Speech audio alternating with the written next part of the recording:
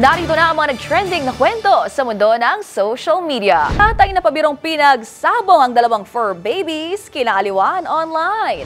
Vlogger na ginaya ang berdeng kuhol sa gitna ng kalsada para sa content, binatikos. Babaeng nag-viral matapos sabihing siya ay Englishera, umani ng samut-saring reaksyon sa netizens. Mag-asawang may hawak ng longest kissing duration ng Guinness, naghiwalay matapos ang 10 taon. Binata, pinatay ang sariling ina matapos umanong ma-inspire sa isang Netflix murder documentary. At American rapper na si Doechii itinanghal na 2025 Woman of the Year ng Billboard.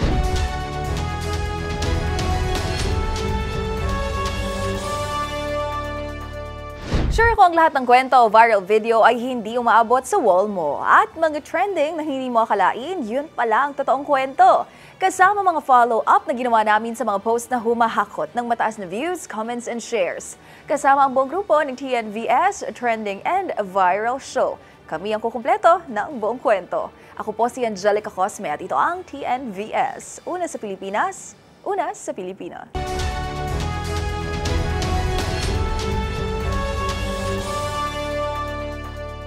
Para sa ating unang trending story, aliw ang hatid ng tatay na ito mula Santa Mesa, Manila matapos niyang pabirong ipagsabong ang dalawa nitong alagang aso. Sa video, makikita kung paano game na kumasa sa tila sabungan ng dalawa. Ang viral video panoorin sa trending report ni Millie Borja.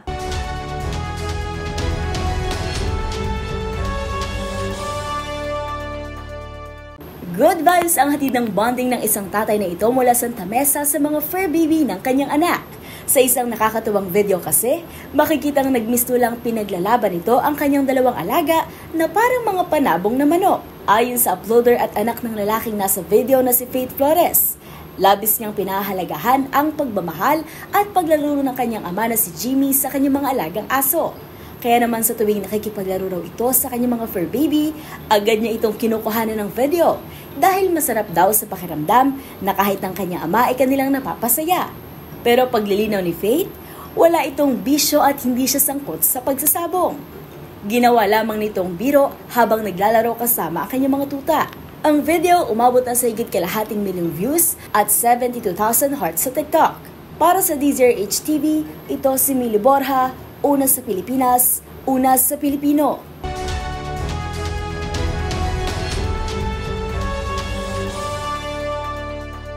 Para sa ating next viral story, sa panahon ngayon, iba't ibang pakulo na ang kumakalat online para lamang makahakot ng mataas na views. Pero iba ata ang naging dating sa publiko ng content ng isang vlogger na ito mula Cebu City na imbis kaaliwan ay naging perwisyo. Paano ba naman kasi ang content? Maging berdeng kuhol sa gitna mismo ng mabigat na daloy ng trapiko. Ang naging pahayag ng tinaguriang snailman ng kalsada, panoorin sa trending report ni James Galange.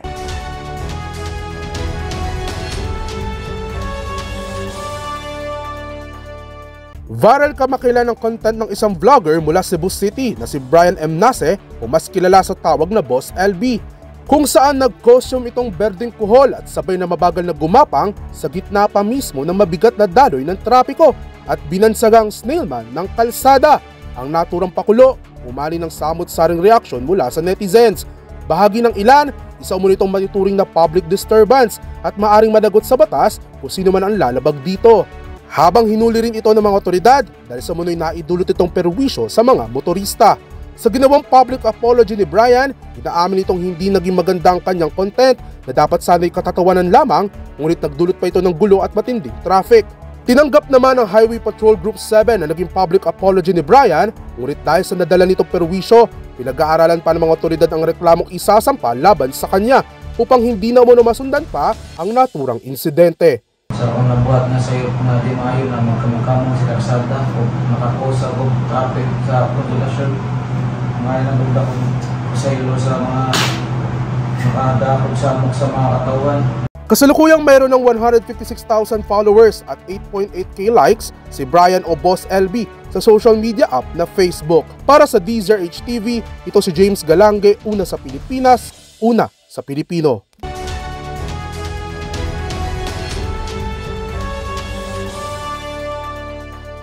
Sa Sa ating next trending story, naging maugong ang usapin ukol sa pagsasalita ng Ingles at pagiging mas mataas daw sa ibang tao dahil sa kakayanan ito. Matapos mag-viral ang video ng isang babae na lumabas sa isang dating show. Ayon sa dalaga, ang lengguwahe na nakasanayan niya ay malaking bahagi sa kanyang mga naging relasyon. Ito rin kasi ang dahilan kung bakit tinanggihan niya ang isang lalaki na niya ay baka ma-overwhelm sa kanyang pagsasalita ng Ingles. Kaya naman, hindi na napigilan ng netizens na mapareact. Ang take ng marami sa issue, alamin sa report ni Rose Babiera.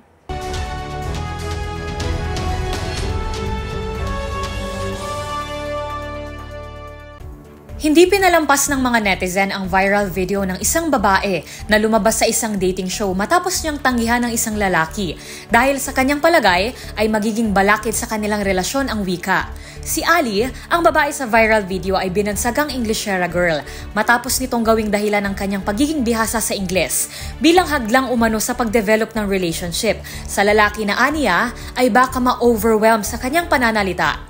Pagpapaliwanag ng dalaga, hindi na siya naiinsulto kapag nababansagan siya na nakaka-nosebleed dahil aniya, madalas na niya itong nakukuha sa mga naging dating karelasyon. Ang pangambalang niya sa lalaki na kanyang nireject ay baka raw ma-overwhelm ito sa kanyang Ingles at gayon din ay malula siya sa aniya straight Tagalog nito. Umani naman ang viral video ng samot-saring reaksyon mula sa mga netizen. Ang iba, tila hindi kumbinsido na English-speaking talaga ang dalaga dahil hindi naman daw ito diretso kung magsalita ng Ingles sa video. Marami ang kanya-kanyang tag ng mga personalidad na sa tingin nila ay halimbawa ng totoong Englishera halata. Isa na riyan ang anak ng sikat na TV host na si Kuya Kim na si Eman Atienza. Marami ang meme na lumabas kung saan ginamit ang mga salita at katagang ginamit ng dalaga sa video. Pero higit dito, naging maugong ang usapin ukol sa pagsasalita ng Ingles at pagiging mas mataas sa ibang tao dahil sa kakayahang ito. Ang punto ng marami, sa pananalita ni Ali ay tila mababa ang tingin niya sa mga hindi lubusang nakakapagsalita ng Ingles. Lumalabas nila rito ang colonial mentality ng mga Pilipino o ang paniniwala na mas mataas ang kultura ng isang bansang mananakop sa sinakop nitong bansa. Ito ay matagal nang sinusubukang alisin sa pamamagitan ng mga kampanyang mahalin ang sariling atin, kabilang na ang ating wika na bahagi ng ating pagkakakilanlan. Depensa ng mga netizen, ang pagsasalita o kakulangan ng kakayahang magsalita ng banyagang wika ay hindi batayan kung paano itatrato ang isang individual. Gayunpaman, ang pangyayaring ito ay hindi para gamitin upang husgahan o ibuli ang isang tao na nananatili pa rin kolonyal ang isipan. Para sa DZRH TV, ito si Rose Babiera. Una sa Pilipinas, una sa Pilipino.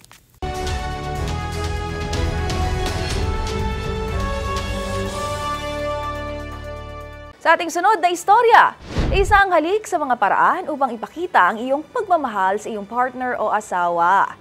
Tulad na lang ng Thai couple na ito noong 2013 na may hawak ng Guinness World Record para sa pinakamatagal na magkadikit ang labi. Pero makalipas ang 10 taon, ang kanilang relasyon nauwi sa hiwalayan. Kung bakit, alamin sa report ni Dustin Bayog.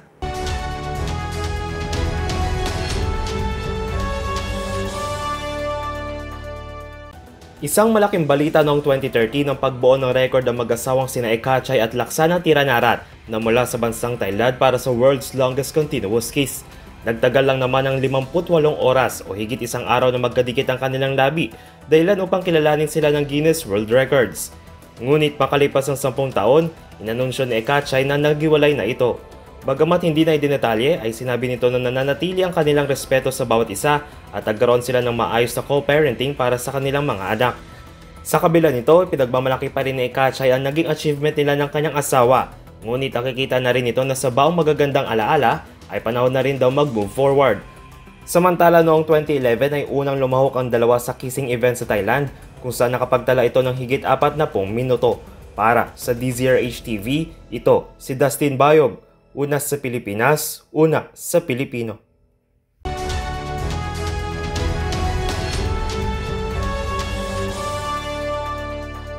At sa ating next trending story, patay ang isang ginang nang saksakin ito ng kanyang 15 anyos na anak na agad namang isinuko ang sarili sa mga otoridad. Pag-amin ng binatang suspect, nabuo raw nito ang planong patayin ang kanyang magulang matapos ma-inspire sa isang sikat na Netflix murder documentary. Ang mga detalye tinutukan ni Arnold Herrera.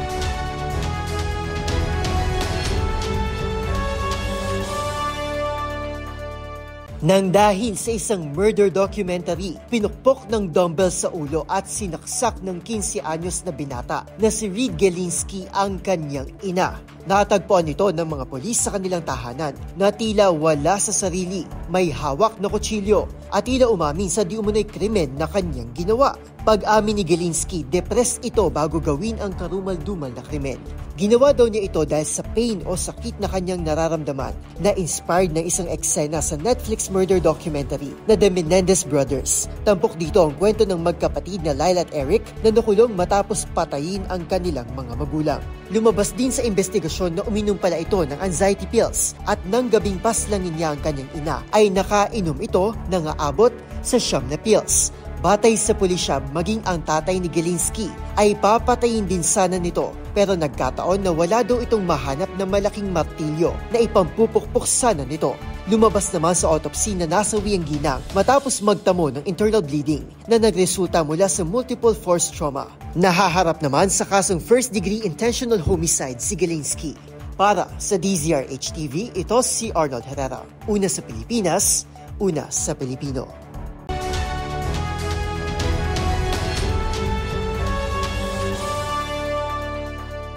At sa ating trending showbiz balita, pinangalanan na ng Billboard Magazine ang 2025 Woman of the Year. At ang humanay sa listahan ng past recipients gaya ni Madonna, Taylor Swift at Lady Gaga ay ang American rapper at Denial is a River singer na si Doechii. Ang ibang detalye tutukan sa showbiz report na ito.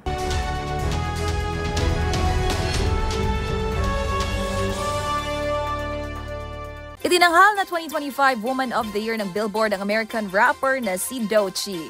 Ang Denial is a River singer ang ikalawang rap artist na nakasungkit ang naturang pagkilala kasunod ni Cardi B noong 2020. Big jump ito mula sa Rising Star Award na kanyang naiuwi sa Billboard Women in Music event noong 2023. Special thanks sa anilay bold creativity and impressive talent ni Doechii ayon sa editorial director ng Billboard. Magunita na noong January na panalunan ng rapper ang kanyang first ever Grammy trophy matapos kilalanin bilang best rap album ang kanyang Alligator Bites Never Heal album. Ilan nga sa mga naunang may hawak ng titulo bilang Woman of the Year ay sina Madonna, Taylor Swift, Lady Gaga, Ariana Grande, Selena Gomez at Olivia Rodrigo. Samantala, bukod kay Doechii, kabilang din sa bibigyang pagkilala sa Billboard Women in Music event na nakatakdang ganapin sa YouTube Theater sa California sa March 29 ay sina Blackpink Jennie, Meghan Trainor, K-pop group aespa at Tyla.